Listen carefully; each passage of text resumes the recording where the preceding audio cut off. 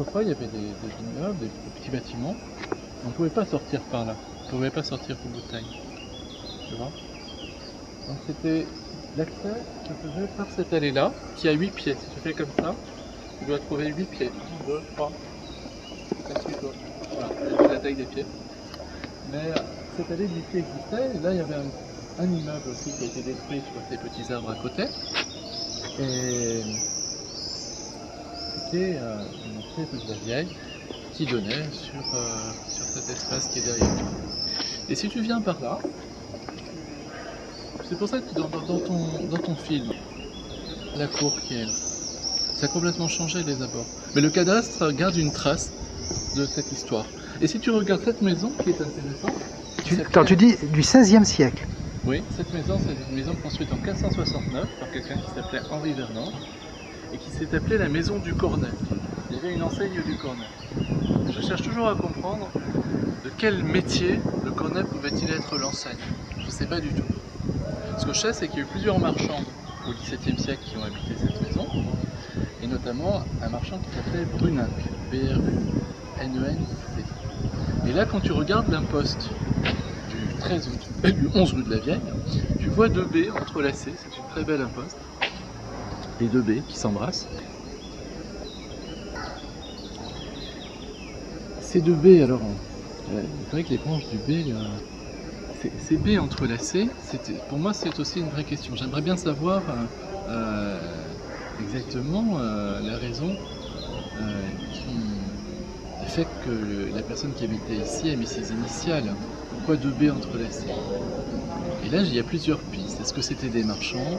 Est-ce que c'était ces marchands Bruninck qui habitaient dans la maison du Cornet à la fin du XVIIe siècle? Je ne sais pas. Il y a une autre hypothèse qui est plus jolie, qui serait le peintre Louis Blanchet, frère du grand Thomas Blanchet, qui a fait l'escalier du Palais Saint-Pierre et beaucoup de choses à l'hôtel de ville. Que ce soit ce Blanchet qui a habité un moment ici. On trouve une trace d'un passage d'un Blanchet, mais au numéro 9 à côté. Je n'ai pas de certitude. Comme il avait épousé une jeune fille beaucoup plus jeune que lui, qui avait 14 ans, qui s'appelait Ballet, Louise Ballet. BB, ça pourrait être des lettres entrelacées. En tout cas, c'est quelque chose qui est vraiment énigmatique et qui laisse rêver un petit peu. On ne sait pas pourquoi, c'est quand même une façon d'afficher sa condition dans la rue. Une imposte, ça dit beaucoup de choses sur les gens qui habitent un immeuble. Donc la maison du Cornet, c'est une très vieille maison ça. Et elle a été habitée de 1791 à 1832 par quelqu'un de très important qui s'appelait Louis Frère Jean. Alors ça c'est toute une histoire, parce que c'est ce Louis Frère Jean qui a construit l'immeuble derrière où j'habite, le numéro 13. Et Louis Frère Jean est l'un des fondateurs des forges de la Loire et de l'Isère, qui ont été une des premières grandes aventures sidérurgiques de la région Rhône-Alpes, même on peut dire de France. C'était la première société anonyme par action. Il faut imaginer ici, derrière ces portes, des forges. Ils ont installé des forges, c'était deux frères, Louis et Georges Frère Jean. Et derrière ces portes, il y a eu des forges, et c'est dans ces forges qu'on a fait les canons pendant la Révolution française. D'abord, ils ont fabriqué des canons pour la contre-révolution, puis ensuite pour la Révolution, puis ensuite pour l'Empire, et ensuite des cloches. Il y a beaucoup de cloches de la région qui ont été forgées ici. Alors c'était des gens qui étaient des grands entrepreneurs, des grands innovateurs, qui ont fait des choses très... C'est une histoire industrielle impressionnante, la famille Frère Jean. Et à un moment où Louis Frère Jean a décidé de lotir sa cour et de faire construire cet immeuble en 1826, qui était pour lui un immeuble de rapport, qu'il a mis en location, donc à des teinturiers et puis à des gens qui travaillaient dans les tissus.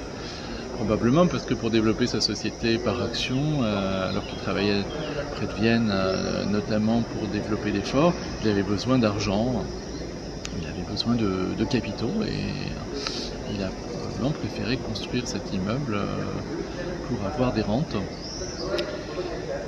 Oui, Frère Jean.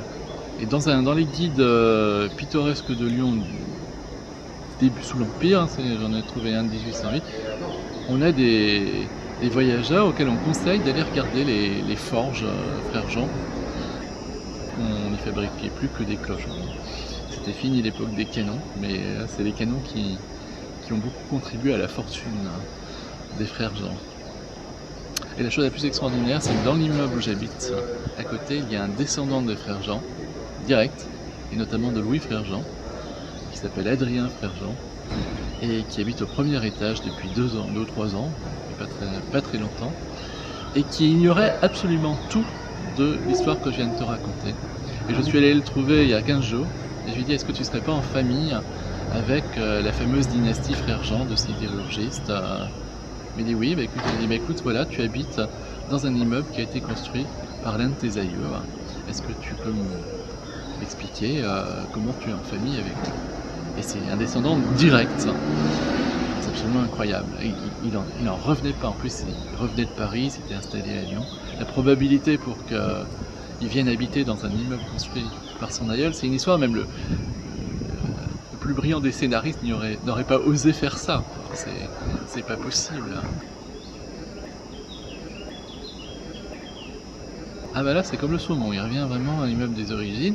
Et dans la mémoire familiale, on avait perdu la trace de la maison où logeait cette très grande figure qu'était Louis Frère Jean. Il y a plein d'histoires comme ça. Déjà, c'est la famille Frère Jean, le père c'est un peu comme les Lumières, c'est-à-dire qu'il y a une très grande similitude entre l'histoire des Frères Jean et l'histoire des Lumières. Alors ça, devant une caméra, je suis content de le développer parce que les frères Frères Jean, qui s'appelaient Louis et Georges, hein, c'était pas Louis et Auguste, c'était Louis et Georges, et qui étaient nés vers 1762-64, exactement un siècle avant Louis et Auguste Lumière. Ils avaient pour père un type qui s'appelait Antoine, mais ça s'invente pas ça, hein. Antoine Frère Jean, qui était venu s'installer à Lyon, comme Antoine Lumière était venu s'installer à Lyon, et cet Antoine Frère Jean, il était déjà dans les forges. À l'époque, il avait fait son apprentissage comme chaudronnier, qui est de la pêcherie, pas très loin. Et cet Antoine Frère Jean est connu pour 2 choses. D'abord parce qu'il a construit le pyroscaphe qui a permis à Jouffroy d'Alban de faire le premier essai de navigation avec un bateau à vapeur sur la Saône, une histoire que tous les Lyonnais connaissent. Bon, ensuite, malheureusement pour lui, il n'a pas pu fabriquer son truc de manière industrielle, mais le premier bateau à vapeur en France, c'était l'essai du pyroscaphe de Jouffroy d'Alban, construit par Antoine Frère Jean, le père de Louis. Ça, c'était une chose étonnante. Et la deuxième chose, c'est qu'il a fait fortune en fabriquant des plaques de cuivre qui doublaient les coques des bateaux pour la guerre de l'indépendance des États-Unis. Donc ça, c'était absolument incroyable. Et c'est comme ça qu'il s'est bien établi à Lyon. Et il avait 2 enfants géniaux.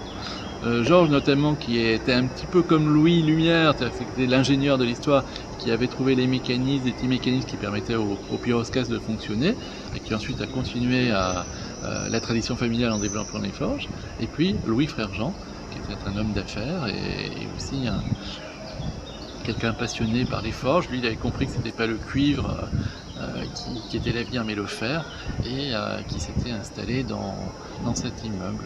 Voilà, où son fils Joseph a continué assez longtemps à faire des cloches. Puis en 1832, Louis il est mort, 2e étage là, et juste en face des fenêtres de son descendant Adrien qui habite derrière et qui ne le savait pas. Il pouvait voir tous les jours l'appartement où était mort son aïeul, entouré des enfants, et ces 4 enfants qui étaient là. Et puis après, ils sont partis chacun pour d'autres résidences à Lyon ou ailleurs, mais après 1832, il n'y a plus de Frère Jean dans cet immeuble. Il faudra attendre 2012 pour revoir un Frère Jean en face, et par hasard de l'histoire. Cette cour à degrés, cet escalier extérieur qui dessert la maison. Pour moi, c'est vraiment le côté italien de Lyon que tu trouves assez fréquemment dans le vieux Lyon. Hein. C'est très ancien, c'est super. Et dans cette cour, quand les Frères Jean ont creusé, ils ont trouvé une pierre très ancienne, une pierre gallo-romaine, qui était dédiée à Diane, et qui atteste ici de l'habitat de Condat, puisque dans ce quartier, plus précisément sur ce site au bord de Saône, tu avais les Gaulois qui avaient installé leur capitale, qui s'appelait Condat. C'était juste en face de Lugdunum, qui était la ville romaine de l'autre côté de la Saône. Mais les Romains et les Gaulois ne se mélangeaient pas. Donc les Gaulois s'étaient établis à Condat, et dans cette cour, en creusant, ils ont exhumé la plus ancienne trace gallo-romaine, et ce qui nous permet de savoir que Condat était ici. Et cette pierre, tu la trouveras au musée gallo-romain. Et les frères Jean ont compris tout de suite qu'ils avaient découvert une pierre très importante pour l'histoire de Lyon, et ils l'ont donnée tout de suite au musée lyonnais. Donc elle nous est parvenue de cette manière-là.